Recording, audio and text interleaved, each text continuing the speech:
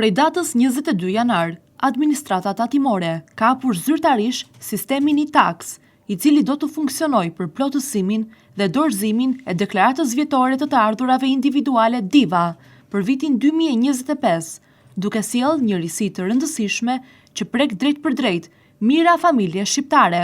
Për herë të parë, edhe individët që nuk kanë detyrim ligjor për të plotësuar DIVA-n mund të deklarojnë të ardhurat e tyre, me qëllim përfitimin e kompensimit financiar për arsimin e fëmijëve nën moshën 18 vjeç. Ky kompensim realizohet përmes rillogaritjes së tatimit mbi të ardhurat personale, mbas zbritjes së shpenzimeve të përcaktuara nga ligji. Sipas skemës së re, nga baza e tatueshme e individëve do të zbriten 48.000 lekë në vit për çdo individ, pavarësisht nivelit të ardhurave, 100.000 lekë në vit për individët që kanë të ardhura deri në 1.2 milion lekë në vit.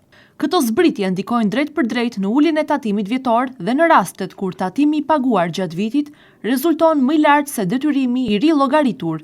Diferenca do të kthehet në formën e kompensimit financiar për fëmijët. Administrata tatimore sqaron se vlera e kompensimit do të llogaritet automatikisht nga sistemi e-tax, pa qenë e nevojshme që individët të ngarkojnë dokumentacion shtesë në platformë. Megjithatë, dokumentet që vërtetojnë shpenzimet duhet të ruhen, pasi mund të kërkohen në rast verifikimi nga tatimet. Pas përfundimit të deklarimit, individët që do të rezultojnë me tatim të mbipaguar do të duhet të paraqesin një kërkesë për rimbursim pranë drejtorive rajonale të tatimeve, në mënyrë që shuma e kompensimit u kthehet. Procedura konkrete për plotësimin e kësaj kërkese pritet të sqarohen përmes një udhëzimi të posaçëm nga administrata tatimore. Individët që do të deklarojnë DIVA-n për herë të parë duhet fillimisht të regjistrohen elektronikisht në faqen zyrtare të administratës tatimore. Më pas, përmes modulit i shërbime, aksesimi kryhet në rubrikën individ, duke u loguar me kredencialet personale përmes e-Albania, përfshirë numrin personal të identifikimit dhe fjalkalimin.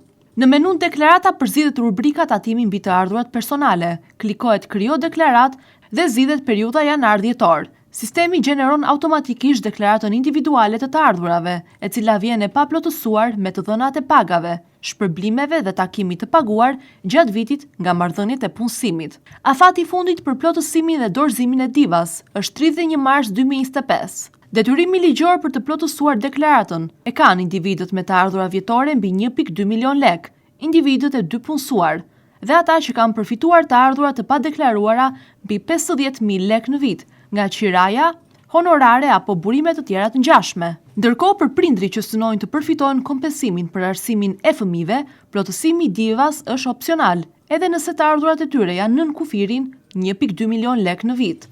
Sipas përllogaritjeve të administratës tatimore, fondi total për kompensimin e prindërve përmes kësaj skeme pritet të arrijë në rreth 15 milion euro, duke kthyer këtë risi në një nga ndërhyrjet fiskale më të rëndësishme me karakter social për vitin 2025.